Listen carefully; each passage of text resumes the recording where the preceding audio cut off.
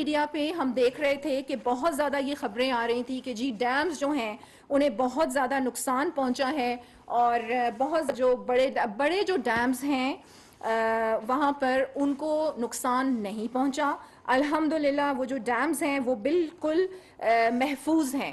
اور یہ جو چھوٹے بند جو میں آپ کو بتا دوں کہ جس طریقے سے یہ جو چھوٹے اسمال ڈیمز ہوتے ہیں اور جو پروٹیکشن بند ہوتے ہیں ان کو نقصان پہنچا ہے.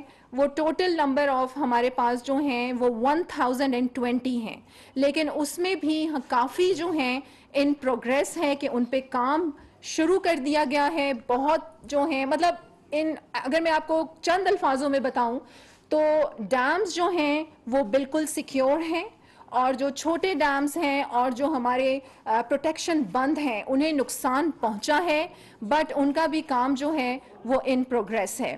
اب میں آپ کو بتاتی ہوں کہ آپ یہ دیکھیں کہ موجودہ حکومت under the leadership of our chief minister Mir Abdul Quddus Bizenjo, پہلے ایسا کبھی نہیں ہوا کہ کوئی بھی انیشیٹو حکومت کی طرف سے لیا جائے اور اس پہ فوری امپلیمنٹیشن بھی ہو جائے. تو اب میں آپ کو حکومتی اقدامات کے حوالے سے چند باتیں آپ لوگوں کے سامنے رکھنا چاہوں گی کہ آپ یہ دیکھیں کہ جو ریسکیو اینڈ ریلیف کا جو آپریشن ہے اس کو 24/7 خود چیف منسٹر مانیٹر کر رہے ہیں. کوئی بھی ڈیزاسٹر کہیں بھی آتا ہے تو آپ کا جو ایک کنٹنجنسی پلان ہوتا ہے وہ ترتیب دے دیا جاتا ہے، اور جتنے بھی اسٹیک ہولڈرز ہوتے ہیں اس میں آپ کی حکومت ہے، انتظامیہ ہے، پی ڈی ایم اے ہے، آپ کی آرمی، پاک آرمی، ہیڈس آف ٹو پاک آرمی کہ وہ سرحدوں پہ بھی کھڑے ہیں اور وہ ملک کے اندر بھی سروسز دے رہے ہیں لوگوں کو. اس کے ساتھ لیویز ہیں، ہماری ایف سی ہے. تو تمام کو ایک کنٹنجنسی پلان کے تحت ان کی رسپانسبلٹیز بتا دی جاتی ہیں. عید کی چھٹیاں بھی چیف منسٹر نے منسوخ کر دی تھیں. ابھی بھی چیف منسٹر نے ہنگامی اجلاس بلایا تھا پرسوں، اور تمام منسٹرز کو یہ انسٹرکشنز دی گئی تھیں کہ سب اپنے اپنے علاقوں میں جائیں اور خود حصہ بنے ریلیف اور ریسکیو آپریشن کا. اب میں آپ کو بتاؤں کہ 3 جو ڈسٹرکٹس ہیں ہمارے جو کرٹیکلی ابھی ہم ان کو دیکھ بھی رہے ہیں اور کرٹیکل جن کی سچویشن ہے، اس میں ہمارا کیچ تربت ہے، لسبیلا ہے اور جھل مکسی ہے. جیسا آپ لوگ یہ بھی دیکھ رہے ہوں گے کہ بہت سے ایسے علاقے ہیں جہاں پر زمینی راستے جو ہیں وہ منقطع ہوئے ہیں. تو M7 جو ہمارا M17 ہیلی کاپٹر تھا وہ کافی دن پہلے ہی ریسکیو اینڈ ریلیف کا جو ہمارا آپریشن تھا اس میں شامل کر لیا گیا تھا. آج 7 بجے سے بہت سے ایسے علاقے ہیں جہاں پر ان بارشوں کی وجہ سے زمینی راستے جو ہیں منقطع ہوئے ہیں. ہمارے جو ریسکیو ٹیمز ہیں انہیں مشکلات کا سامنا تھا، لیکن آرمی نے کل ہی چیف سیکرٹری کی میٹنگ ہوئی تھی، ہماری ایف سی اور آرمی، انہوں نے ہمیں ہیلی کاپٹرز پرووائڈ کیے ہیں، اور اس کے ساتھ ساتھ ہمارے چیف منسٹر کا بھی ہیلی کاپٹر اس آپریشن کا حصہ ہے. تو ہم کہیں دیر سویر ضرور ہو جائے گی، لیکن ہماری نظر ہماری عوام پر ہے اور ہم ان حالات میں اپنی عوام کو کبھی بھی تنہا نہیں چھوڑ سکتے. کچھ اقدامات کے حوالے سے میں آتی ہوں. جیسے میں نے آپ لوگوں کو بتایا کہ امپلیمنٹیشن فوری ہوگی، انیشیٹو لے لیا گیا. وہ کیسے؟ 105 کے قریب کیجویلٹیز ہیں، اور کچھ دن پہلے یہ 90 کیجویلٹیز تھیں، اور کمپنسیشن جو ان کو دیا گیا ہے وہ فنڈ ریلیز ہو چکا ہے اور خاندانوں تک پہنچایا جا رہا ہے. اور 90 کے قریب فیملیز ہیں جن کو 10 لاکھ فی کس ان کو کمپنسیشن دی گئی ہے صوبائی حکومت کی جانب سے، اور اب فیڈرل حکومت کی جانب سے بھی یہ کمپنسیشن دی جائے گی.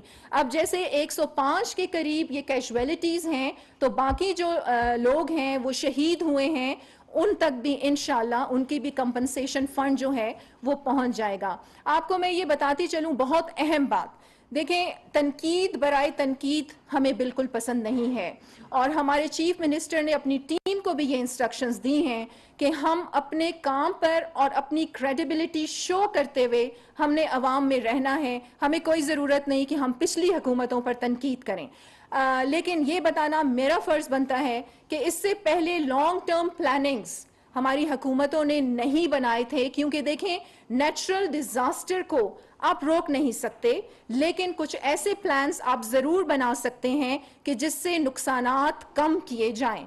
تو تو اب ہم انٹرنیشنل آرگنائزیشنز کو بھی انگیج کر رہے ہیں. ہمارے ڈیلیگیشنز پاکستان پہنچنا شروع ہو گئے ہیں اور آپ دیکھیں گے کہ ہم ایسا پلان اگلی حکومتوں کے لیے چھوڑ کے جائیں گے کیونکہ ہر سال بارشیں ہوتی ہیں.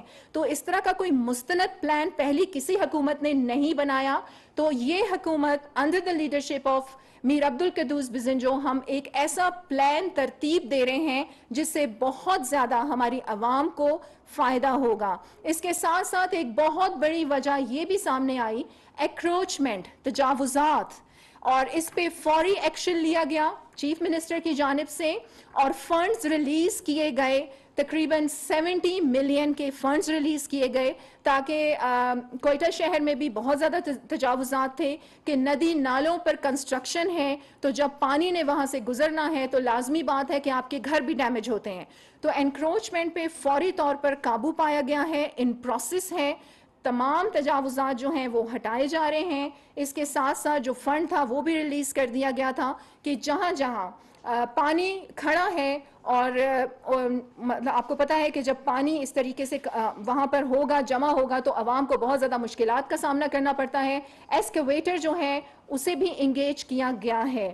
اور اس کے ساتھ ساتھ میں آپ کو یہ بھی بتاؤں کہ تمام جو ہمارے ڈپٹی کمشنرز ہیں ان کو امدادی سرگرمیوں کے لیے خصوصی فنڈز جو ہیں وہ جاری کیے گئے ہیں.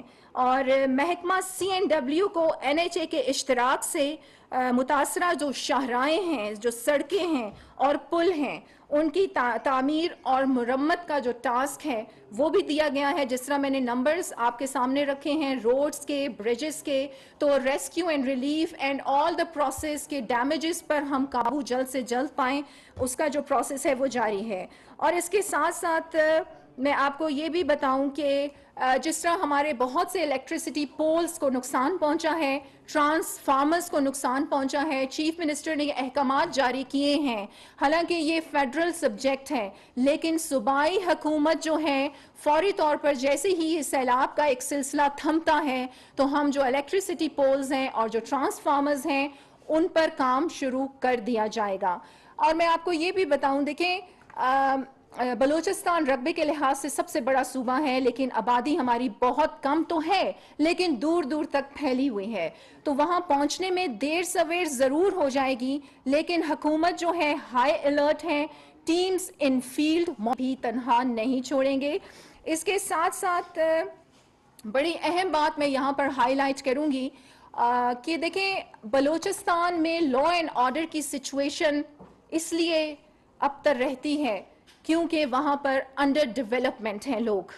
اور موجودہ حکومت جیسے چیف منسٹر نے جیسے ہی اپنی ذمہ داریاں سنبھالی تھیں، سیکیورٹی جو ایک میٹنگ تھی اس میں انہوں نے اس کو ہائی لائٹ کیا تھا کہ ہمیں لوگوں کی طرف توجہ دینی ہے، ان کی سفرنگز پہ کام کرنا ہے، یہاں تک کہ بنیادی سہولتیں کچھ علاقوں میں نہیں ہیں. تو اب جس طریقے سے یہ سیلاب آیا ہے، اگر ہم ریہیبلیٹیشن کا پروسیس کمپلیٹ نہ کر سکے، اس کو اوور کم نہ کر سکے تو بلوچستان 20 سے 25 سال پیچھے چلا جائے گا.